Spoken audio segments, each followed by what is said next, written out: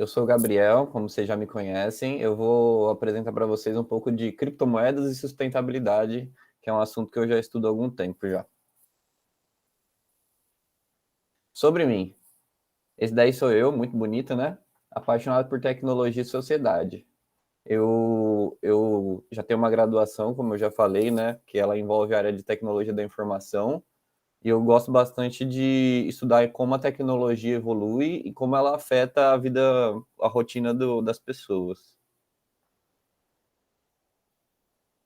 A minha apresentação ela vai estar dividida em contexto histórico, o que são as criptomoedas, o que é a tecnologia de blockchain e a descentralização, a virtualização de valores e o custo energético disso para a humanidade. Eu achei interessante começar com o contexto histórico, porque a gente tem que entender que a agregação de valor a coisas nem sempre foi do jeito que é.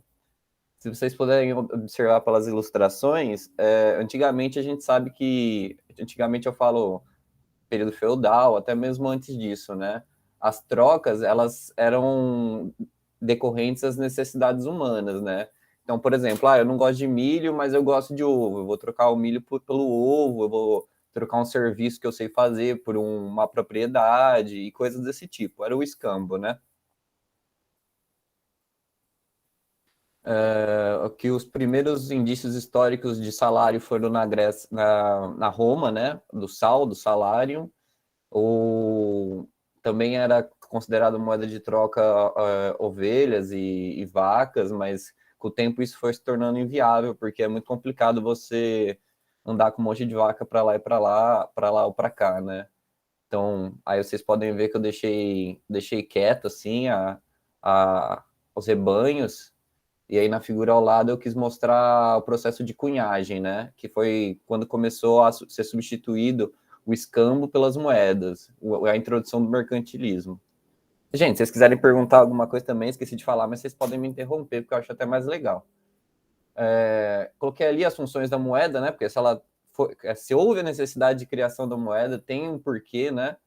Então, geralmente a moeda serve para quê? Para meio de troca, uma unidade de conta mais facilitada do que carregar rebanhos, ou uma reserva de valor.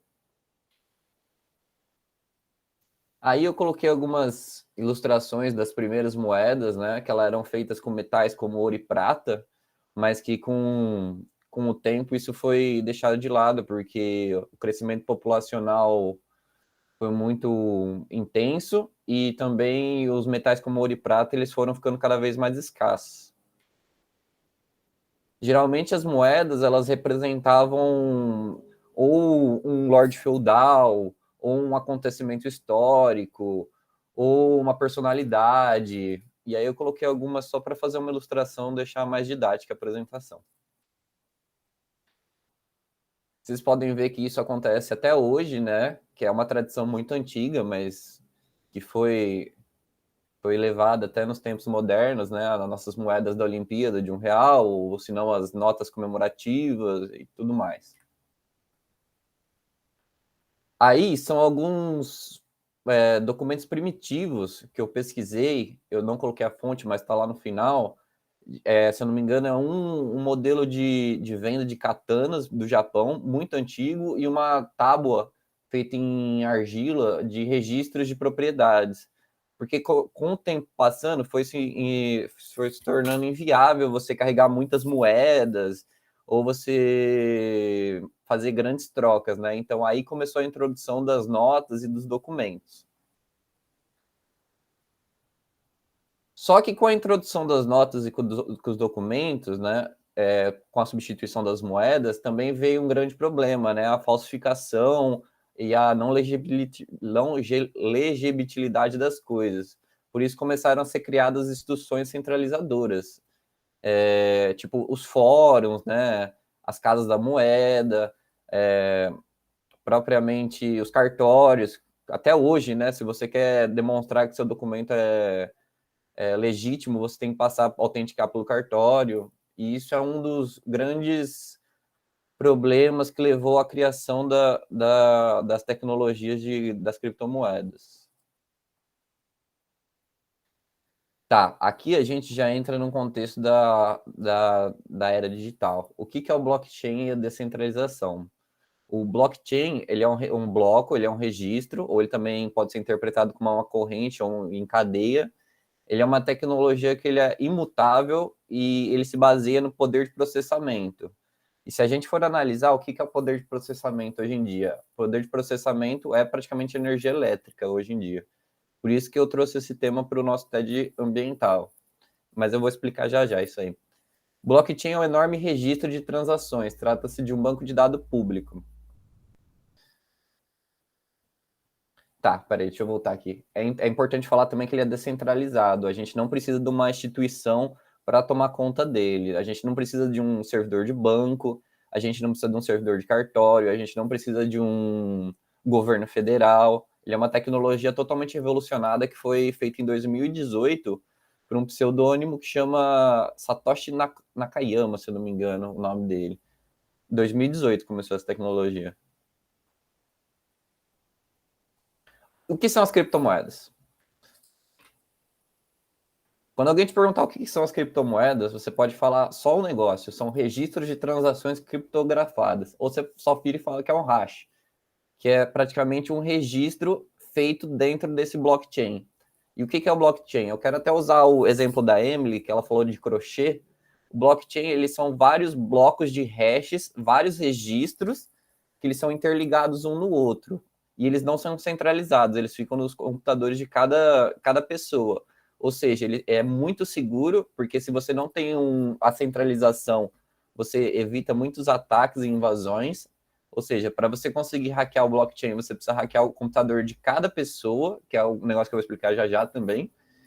E também é o que garante a segurabilidade da rede.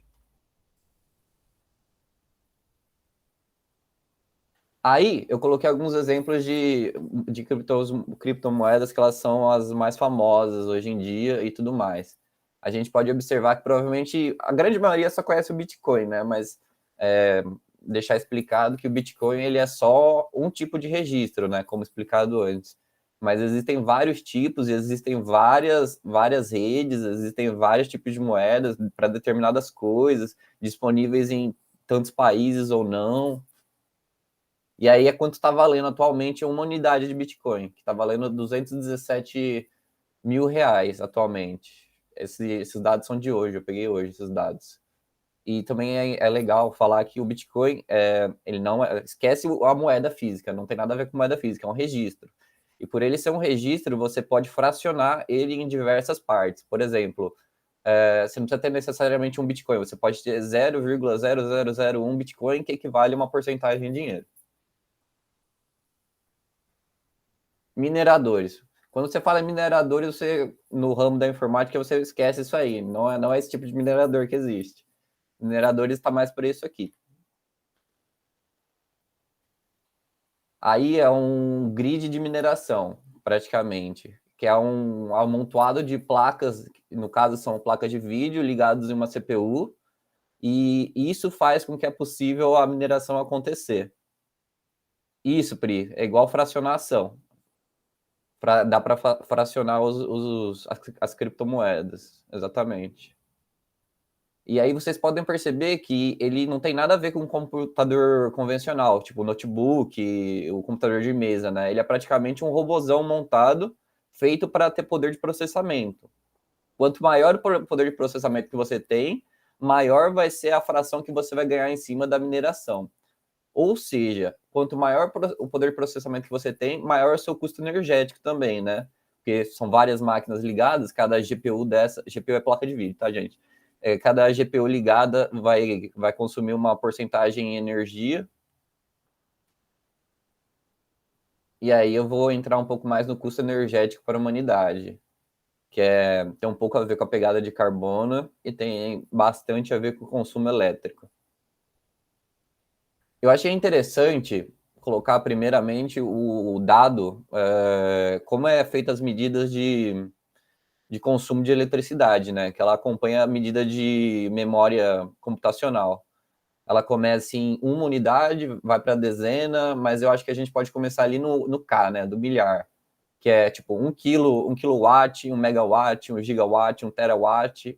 E aí a gente está caminhando, a gente ainda não tem para computação. Para computação tem, mas para energia ainda não, para o petawatt, que é tipo muitos zeros para frente.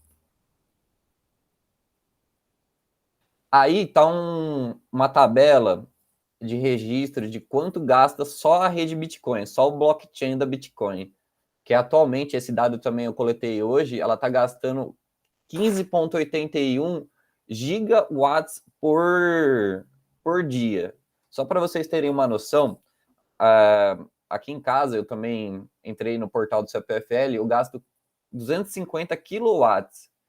E agora você imagina o que é 15,1 gigawatts de energia só para gerar uma moeda virtual. Aí também eu coloquei uma outra comparação do Bitcoin, da rede Bitcoin, da rede blockchain do Bitcoin, comparada com outros consumidores de energia. A legenda ali, as bolinhas laranjas são coisas residenciais, as bolinhas amarelas são coisas industriais. Vocês podem ver que o que mais gasta no mundo, provavelmente em questão de energia, é o AC, né? Que é o aquecimento ou resfriamento, ar-condicionado em geral. E se a gente for interpretar os dados ali, a gente pode ver que o Bitcoin ele já ultrapassou muito desses segmentos. Por exemplo, a iluminação nos Estados Unidos, a rede Bitcoin já ultrapassou o consumo de geladeiras e freezer nos Estados Unidos, as TVs, está quase chegando ali nos data centers em geral, sabe? Toda a rede computacional de data center, só uma rede de Bitcoin de uma moeda só. Ali é uma outra comparação que eu peguei, que a rede Bitcoin ela já gasta mais do que o país da Ucrânia inteiro em consumo energético ali, e ela já gasta mais do que muitos países, assim, não mais do que o Brasil, não mais que a China, não mais que os Estados Unidos, mas mais do que muitos países pequenos ali, por exemplo. Ali, por exemplo, é uma outra comparação que eu achei bem legal, que poderia satisfazer as necessidades totais de eletricidade de Cambridge por 1.012 anos, ou alimentar as chaleiras do Reino Unido por 31 anos, só o que a rede Bitcoin gasta. Devemos acabar com as criptomoedas? Bom, acho que depois de ouvir toda essa apresentação, todo mundo está vendo que gasta muita energia com criptomoeda. Mas eu não sou a favor de acabar com as criptomoedas, muito ao contrário, porque elas possuem um sistema de regulamentação muito bom. O que as criptomoedas elas vão trazer para o mundo daqui para frente? A matriz energética. É aqui que a gente tem que ficar ligado. Se a gente for fazer a interpretação desse gráfico, ali ela mostra toda a produção mundial de energia no mundo. E aí a gente pode ver que o carvão, está representado ali pelaquela linha ali de cima, ainda é a produção maior do mundo. E o carvão não é uma energia renovável e ela ainda joga muito gás carbônico para a atmosfera. Ou seja, a gente não tem que pensar em acabar com uma tecnologia nova, super forte de segurança, que está sendo trazida aí para todo mundo e que é muito boa, assim, sabe? Depois eu posso fazer uma apresentação mais detalhada sobre ela, mas eu queria passar para vocês nessa apresentação do TED é isso. Quando alguém falar de criptomoedas ou consumo energético, pense em matriz energética, sabe? Em melhorar a sustentabilidade e a pegada de carbono, e não de acabar com as tecnologias que vieram por aí. Não, essa foi a minha apresentação. Eu sei que pode ter sido um pouco rapidinho, sim, ou muito chutado, sei lá, mas qualquer pergunta vocês podem falar, eu estou aqui para responder. Minhas referências eu não formatei a BNT, mas é isso aí. É isso aí, gente. Terminei a apresentação. Valeu.